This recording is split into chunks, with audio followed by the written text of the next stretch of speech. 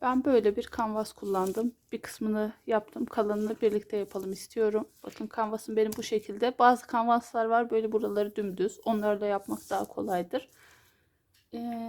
İp olarak ben ana kuzusu kullandım. Şöyle bir ip. Siz dilediğiniz bir iple yapabilirsiniz. Polyester makrome de yapabilirsiniz. Terlik yaptığımız kadife iplerden de kullanabilirsiniz. Benim bu bakın kanvasımın delikleri birazcık daha küçüktü. O yüzden en uygun bunu buldum. Bir de iğneye ihtiyacımız var. Tığa falan hiçbir şeye ihtiyacımız yok. Sadece bir kanvas, bir yumak ip ve bir tane iğne ile çok güzel bir çanta yapacağız.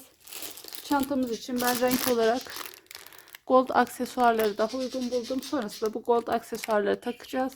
İsterseniz astarlı, isterseniz astarsız kullanabileceğiniz güzel bir çantamız olacak. Şimdi iğnemize ipimizi takalım ve başlayalım. Bu şekilde iğnemize ipimizi takalım. Uzun yapınca epey zor yapılıyor ama uzun ip takınca epey zor yapılıyor ama en azından daha uzun süre ip kırmadan kullanmış oluyoruz arkadaşlar. Şöyle şu kadarlık alanda ben sadece 3 kere ip taktım iğneme. O yüzden epey bir uzun tutuyorum. Ve bu yüzden de yaparken dikkatli yapacağız. İp kendisinden düğümlü. Mecbur burada bırakıyorum ben. Şöyle eşit tutayım. Bu şekilde. İpin içinde düğüm çıktı. O yüzden ben mecburen burada kestim. Aslında bunun 2 katı kadar ip kullanmayı düşünüyordum. Bir de size ipin bittiği yerde nasıl bağlayacağımızı da göstermiş olacağım bu şekilde. İpimizi kırdım.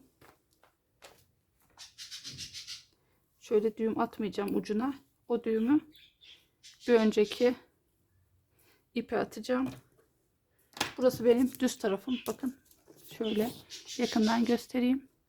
Burası da ters tarafım. O yüzden düğümleri bu tarafta bırakacağım. En son kalan bir önceki turda iğnemizde kalan ipimizi bu yeni ipimizle bağlıyorum.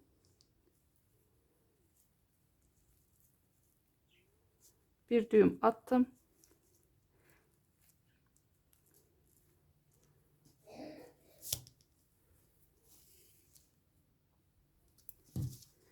Şimdi nasıl yapacağımızı göstereyim ben size. Siz istediğiniz kadar mesafe bırakabilirsiniz. Ben 6 tane mesafe bırakarak ipliğimi geçiriyorum. Bakın şu an buradayız. 1, 2, 3, 4, 5, 6. Altıncıdan iğnemi geçiriyorum.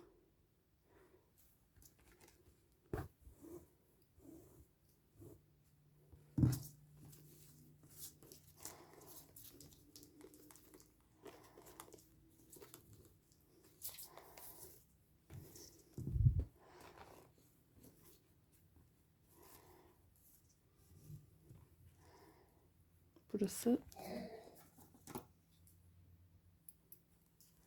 Altıncıdan iğnemizi geçirdik. Şimdi arkadayız. Arkadaşlar zaten oranın yeri belli. Bakın burası. İğnemizi geçirdik. Benim düğüm olduğu için biraz zor çekiyorum. Şöyle dikkatli bir şekilde çekelim. Bu mesafeyi siz dilediğiniz kadar ayarlayabilirsiniz. Ben şimdi şu düğümlü kalan kısmı arada kaybetmek istiyorum. O yüzden şöyle tutuyorum. Bakın orası kafanızı karıştırmasın. Sonra buradan yine bakın 6. deliğe iğnemi sokuyorum.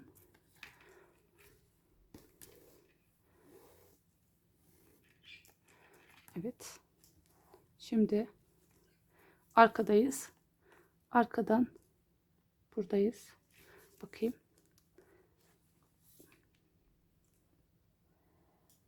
Evet, buradayız.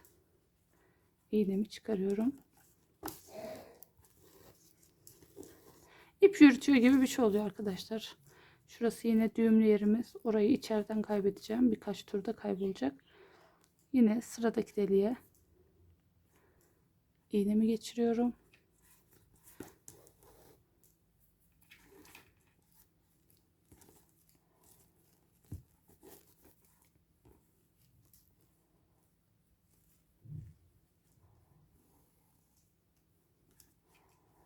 Geçtik arkaya.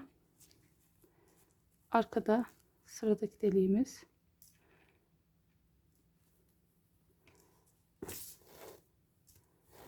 Tığla zincir şeklinde de yapılıyor bu çanta ama iğne iplikle çok daha kolay geldi bana. Yine düğümlü ipimizi burada kaybedelim. Bakın sıradaki deliğe iğnemizi geçirdik.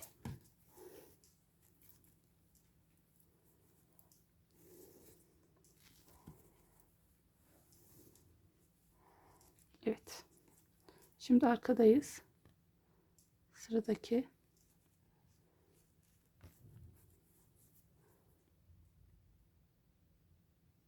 buradayız.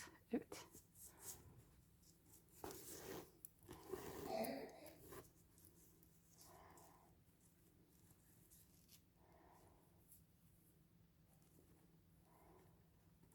Bu şekilde ipimiz bitinceye kadar yapalım.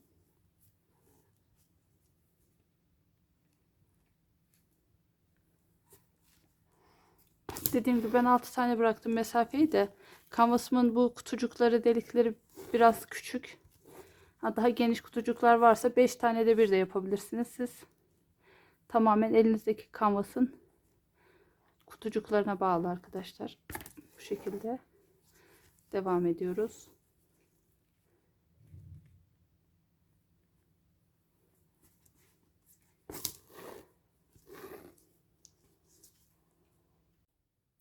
En başa geldim. İpimiz de azaldı birazcık.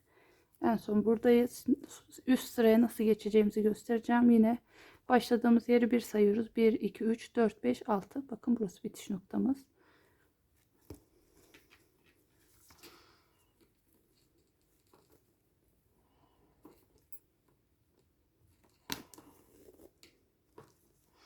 Evet. Şimdi üst sıraya geçerken yine başlangıç noktamız burası. 1, 2, 3, 4, 5, 6. İğnemizi geçiriyoruz. Sonra yan tarafa geçiyoruz. Hemen zaten sıradaki burası. Evet.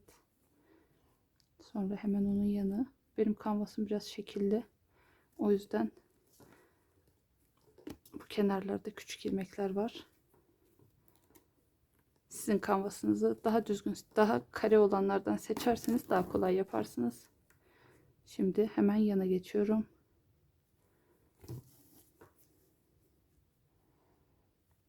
Şöyle hızlı, ip kısalınca hızlı bir şekilde böyle dikiş diker gibi yapabiliriz. Bakın.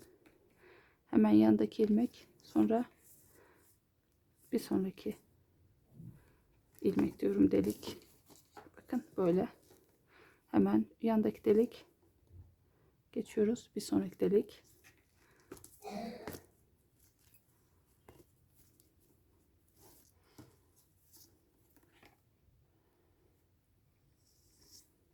Bu şekilde ipimizi de nasıl düğümlediğimizi öğrendiniz.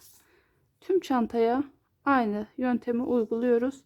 Tüm çantayı bu şekilde iple kaplıyoruz. Ardından aparatlarımızı takıp zincirimizi takıp ister astarlı ister astarsız olarak kullanabiliyoruz.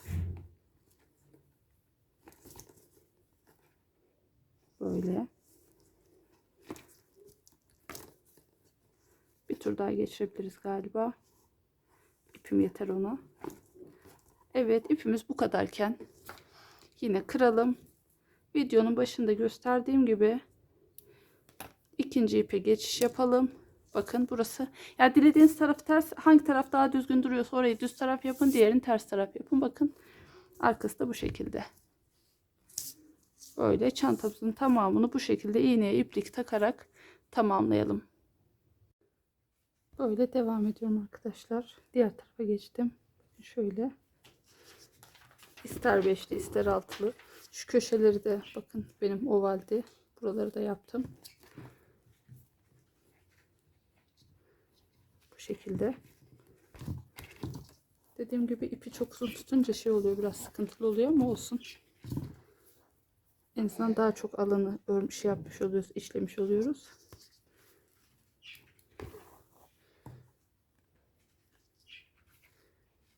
Bu şekilde.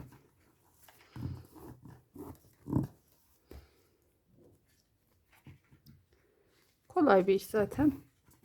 Kanvasın tamamını bu şekilde kaplayın arkadaşlar. Sonrasını beraber birleştirme işini yapalım. Aparatlarını takalım isterseniz. Bu şekilde devam edin. Oturursanız bir günde bile bitirebilirsiniz. Böyle devam edin. Tüm kanvas bitince tekrardan görüşürüz. Bakın ön taraf, pardon, burası ben arka taraf olarak kullanacağım. Burası da ön tarafımız. Böyle güzel yumuş oluyor. Bakın burası tam denk geldi. Burayı da iki parçada tamamlayabilirim. Şurayı tek parçada, yarısından itibaren de iki parçada, şöyle yani bakın bölmeli ya, iki parçada burayı da tamamlayabilirim böyle sonuna kadar. Sonrasında kanvasın diğer kalan kısmını da yine beşli ya da altılı şekilde tamamlayıp sonrasında bu güzel aparatlarımızı takıp içine astarlarız. Kanvası tam da size anlattığım gibi yaptım arkadaşlar. İğneyle bu şekilde tamamladım. Şurayı tek seferde geçirdim. Burayı da bu şekilde tamamladım. Benim ipim yetmedi maalesef. O yüzden burasını böyle değişik bir tarz oldu. Farklı bir renk kullandım. Çünkü o ipin üretimi yoktu maalesef. Siz o yüzden 2 yumak ipinizi hazır edin. Ondan sonra kanvasınıza başlayın. Mağdur olmayın. Ben şimdi buranın D halkasını taktım arkadaşlar. Şimdi diğer tarafı da nasıl takacağımı göstereyim. Şöyle. Bakalım aynı hizada olsunlar.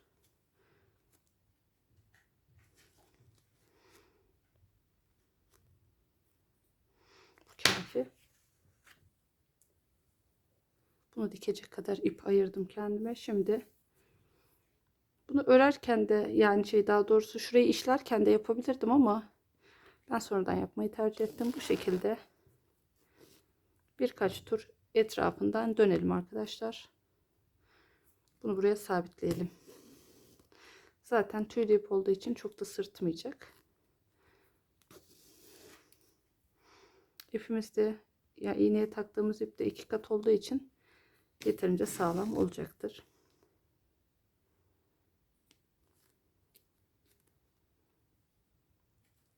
Bu şekilde geçiriyoruz. Siz de kanvası işlerken en düzgün olan taraf neresiyse orayı düz seçin. Ben burayı düz taraf olarak kullandım. Burada şöyle ip parçaları var ama zaten içine astarlayacağız. O yüzden bir sıkıntımız olmayacak. Bir tur daha geçireyim bunu.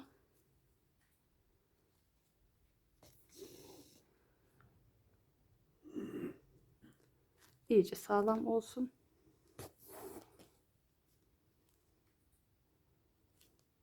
Evet. Ve bitirdik.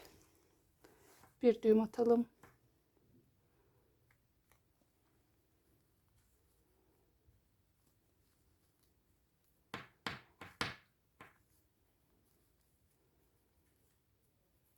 Şimdi kenarlarının dikimine geçelim arkadaşlar. Ben isterseniz astarlayabilirsiniz. Ben önce kenarlarını falan dikip sonra astarlatacağım. Siz aynı renk yapıyorsanız aynı renkle dikim işini tamamlayın. Ben şu kahverengi ipimle dikim işini tamamlayacağım. Bu da yine kuzu ipe yakın Himalaya Koala diye geçen bir ip. İpimizi iğnemize geçirdim. Şimdi en alttan başlayarak arkadaşlar birbirine denk gelmesi için en alttan başlayarak karşılıklı gelen kutucuklardan iğnemizi geçirerek dikiş işlemimizi tamamlayalım. Şöyle benim ilk ilmeğim burası.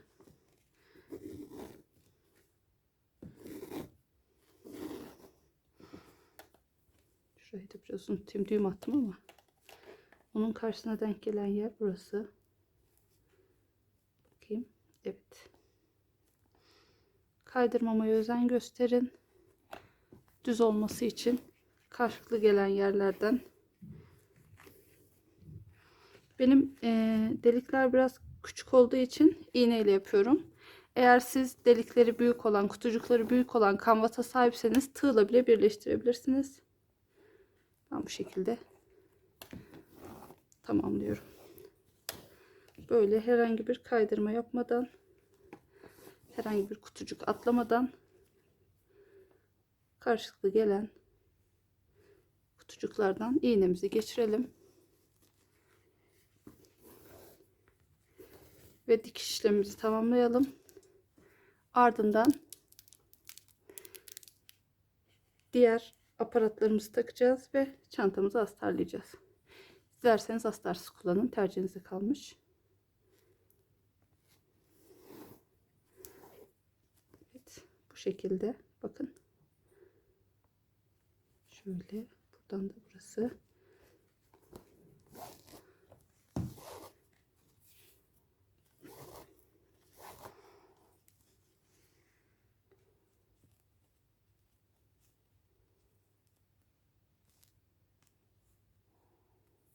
Burası ve burası.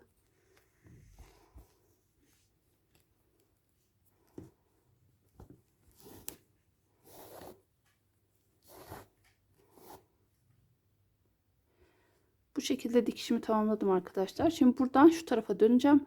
Ama burada şuradayken birleştirmeye başladığımız için sıkıntı olmadı. Birbirine denk gelecek şekilde yaptık. Buradayken ben saydım. Şuradan başlamam gerekiyor.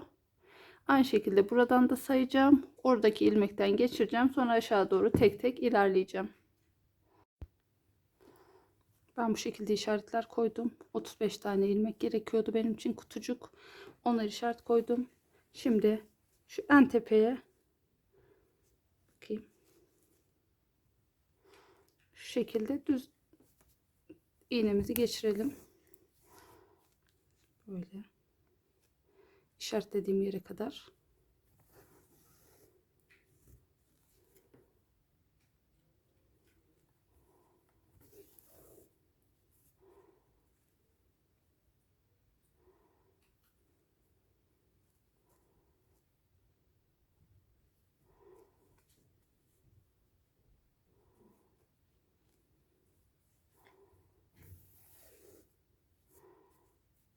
Evet, işaretlediğim yere geldim. Şimdi buradan geçiriyorum.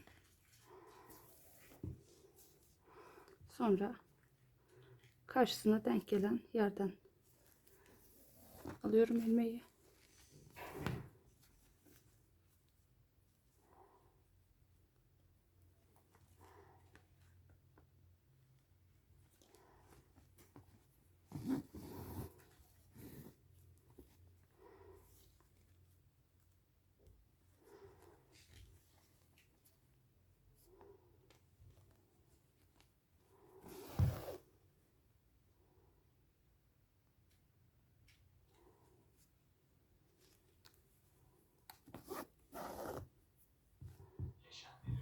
Bu şekilde aşağı doğru dikişimizi tamamlayalım. Böyle. Bu şekilde aşağı doğru tamamlayalım. Sonra diğer başa da aynı işlemi yapalım.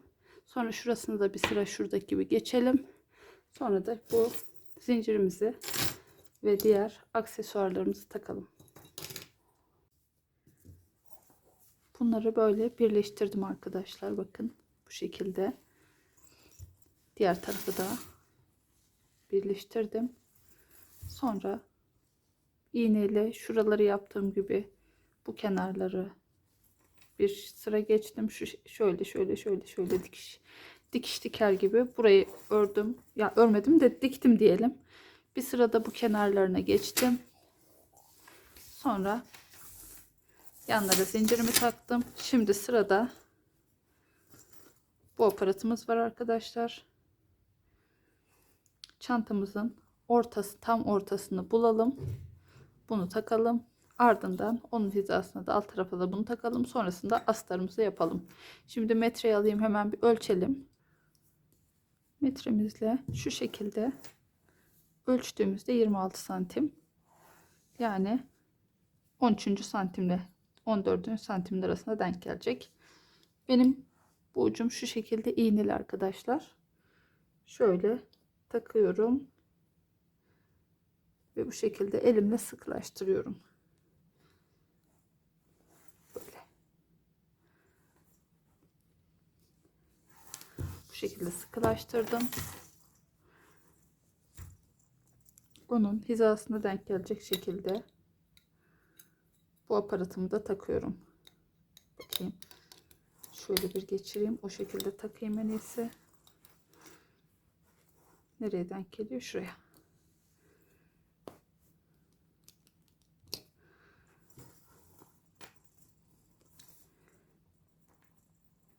Bunun arkası da şu şekilde. Bakayım, kanvasın doğru yerlerine denk getirip bu şekilde takalım. Herhangi bir yamukluk olmasın.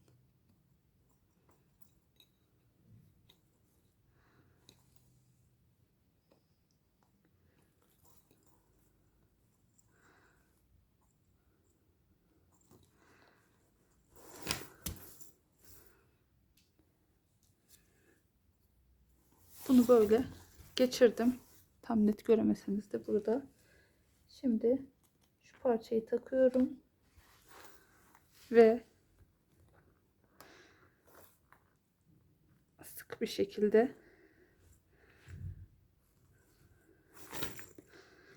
taktım. Zaten üzerine bir de astar gelecek arkadaşlar. Burası gayet sık oldu. Bakın. Bu şekilde. Böyle çantamız hazır. İster astarlı, isterseniz astarsız olarak dilediğiniz gibi kullanabilirsiniz. Burasına bir sapta yapabilirsiniz veya bu şekilde de kullanabilirsiniz. Örecek olan herkese, yapacak olan herkese kolaylıklar diliyorum.